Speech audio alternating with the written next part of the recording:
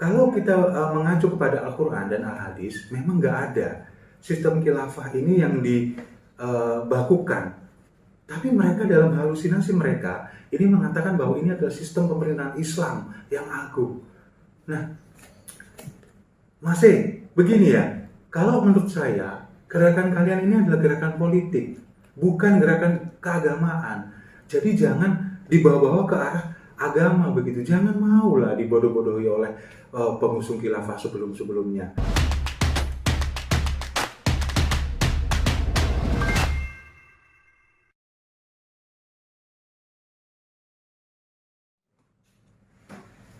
Salam damai untuk Indonesia. Berjumpa lagi bersama saya, Papa Dimas.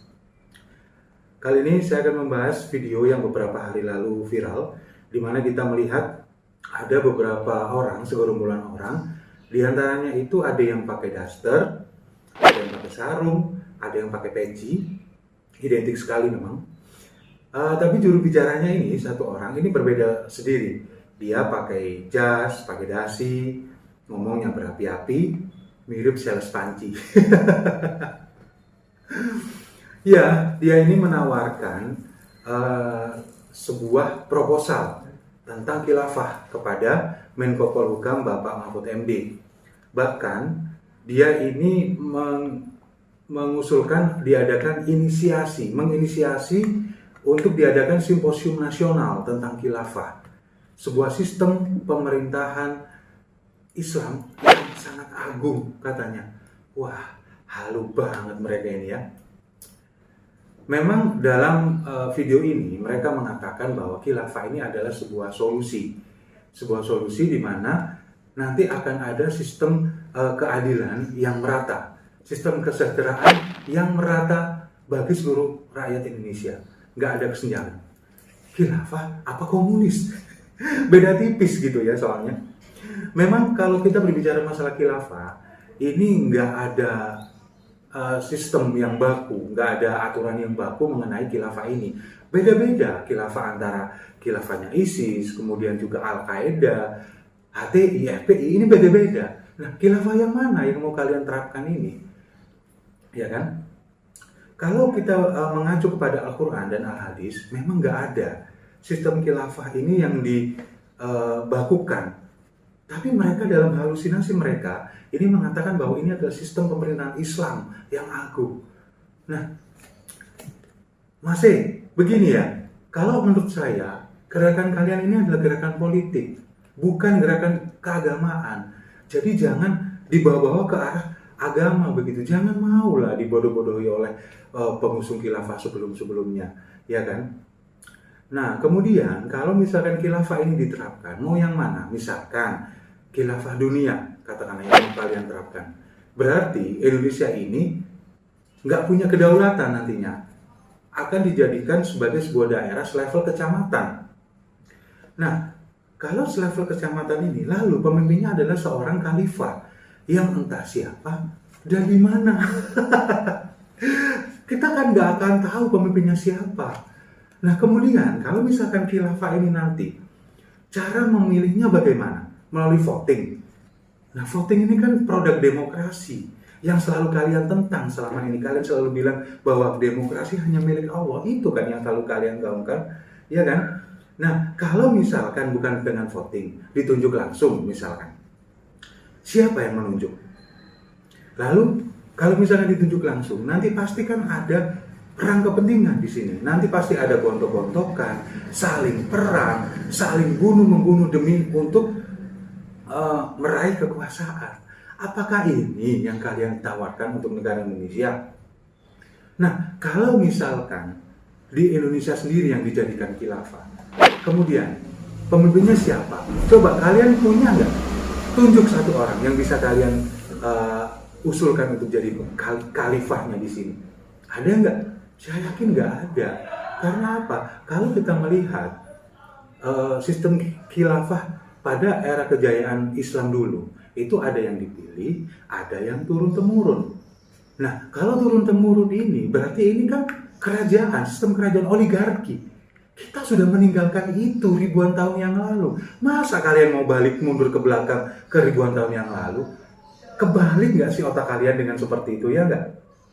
Nah, kemudian kalau kita bicara masalah penyebaran ideologi ini, mereka ini punya dua cara untuk menyebarkan ideologi khilafah ini. Yang pertama, mereka menggunakan narasi, menyebarkan di media sosial, kemudian mengajak seluruh kaum milenial, anak-anak muda ini untuk mempengaruhi otak mereka. Mereka menggempur ideologi anak-anak muda kita yang sedang kosong.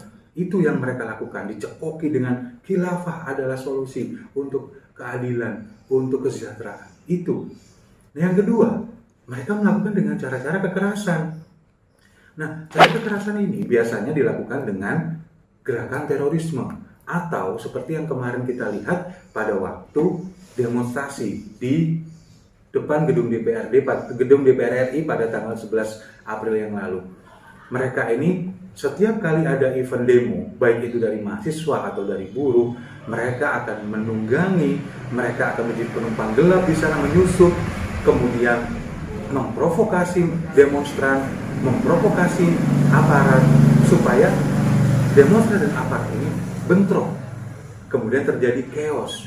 Nah, di sana kalau sudah terjadi keributan, mereka akan menggiring opini bahwa aparat represif, pemerintah tidak bisa melindungi rakyatnya. Kemudian demokrasi telah gagal. Akhirnya solusinya apa? Khilafah. Lagi-lagi apapun keadaannya, solusinya khilafah. Nah, kemudian begini ya. Kalau misalkan cara mereka ini dengan narasi yang mereka lakukan di media sosial, kami dari Siwot TV maupun Siwot.com siap menjadi garda terdepan untuk melawan mereka, melakukan kontra opini, untuk melawan narasi-narasi halusinasi mereka dengan narasi logika kami. Kami siap. Tapi kalau dengan cara kekerasan, mohon maaf masih bukan cara kami, bukan mainan kami. Kalau kalian mau melakukan kekerasan, silahkan berurusan dengan aparat kepolisian, ya kan? Nah, kemudian kalau berbicara masalah halusinasi mereka ini, dalam pikiran mereka, khayal mereka bahwa sistem khilafah ini adalah sistem yang berkeadilan, yang harus ditegakkan dan sudah benar. Saya mau tanya, coba kasih contoh, negara mana yang sudah menerapkan khilafah kemudian menjadi negara maju? Silakan, saya pengen tahu. Ada nggak? Saya yakin nggak ada. Coba kalian lihat Libya. Libya itu pada zaman Muammar Gaddafi adalah negara yang makmur, tapi karena digempur dengan khilafah, kemudian dikudeta, sekarang coba lihat, hancur. Suriah, Afghanistan, terjadi perang saudara untuk berebut kekuasaan. Gara-gara apa? Ya gara-gara khilafah. Lalu seperti itu yang kalian akan terapkan di Indonesia. Indonesia akan kalian jadikan negara hancur seperti itu. Mohon maaf, saya nggak rela. Ideologi Pancasila ini sudah final. Ideologi yang sudah dirancang oleh para bapak-bapak pendiri bangsa ini sudah final. Ideologi yang sudah benar-benar cocok dengan Indonesia. Nah, di sini saya ingin mengajak pemerintah untuk melakukan ketegasan, untuk bagaimana cara memberangus ideologi mereka ini, terutama dari Menko Polhukam. Ayo sama-sama kita lawan. Jangan kasih panggung buat mereka untuk mengganti ideologi Pancasila ini dengan ideologi khilafah. Bahkan kita tahu sendiri, ideologi Pancasila ini mendapat pujian dari negara lain. Negara Eropa, negara Amerika, mereka iri dengan negara kita karena punya Pancasila. Lalu dengan seenak jidatnya, sama gerombolan-gerombolan sales khilafah ini mau diganti dengan ideologi khilafah. Nggak semudah itu, Mas. Nah, kemudian yang sedikit saya sesalkan di sini, reaksi atau respon dari Pak Mahfud MD selaku Menko Polhukam. Pak Mahfud ini mengatakan bahwa mereka ini tidak tahu apa yang mereka bicarakan, ya. Mereka nggak tahu apa yang mereka bicarakan, kemudian menganggap bahwa ini sebuah aspirasi dan mengusulkan mereka ini membuat partai politik untuk menampung usulan mereka kalau ingin mendirikan negara khilafah. Aduh Pak Mahfud, mohon maaf ya, ada satu partai model PKS aja kita udah muak, apalagi ini ditambah satu lagi partai model kayak gini, ampun, nanti bisa-bisa selakangan mulu yang diomongin, ya kan? Lagi pula begini Pak Mahfud ya, kalau ini Anda bilang sebuah aspirasi, bukan juga ini dijadikan alasan pembiaran kepada mereka untuk melakukan narasi-narasi penggiringan opini dan macam-macam. Ayolah sama-sama, jangan kasih panggung buat mereka, jangan kasih ruang buat mereka untuk berkembang biak. Mumpung sekarang belum terlalu besar, ya sudah besar sih karena pembiaran pada periode presiden sebelumnya. Tapi mumpung belum terlalu masif, ayo kita sama-sama, kita perangi mereka, kita gerus ideologi mereka supaya Pancasila ini tetap tegak. Kami, saya terutama dari Siwo TV siap untuk menjadi garda terdepan melakukan kontra opini dengan cara kami. Kami siap demi untuk NKRI, demi untuk Pancasila. Setuju? Saya rasa itu. Terima kasih sudah menyimak. Jangan lupa like, komen, dan subscribe. Masih puasa, sabar ya. Oke, salam damai untuk Indonesia.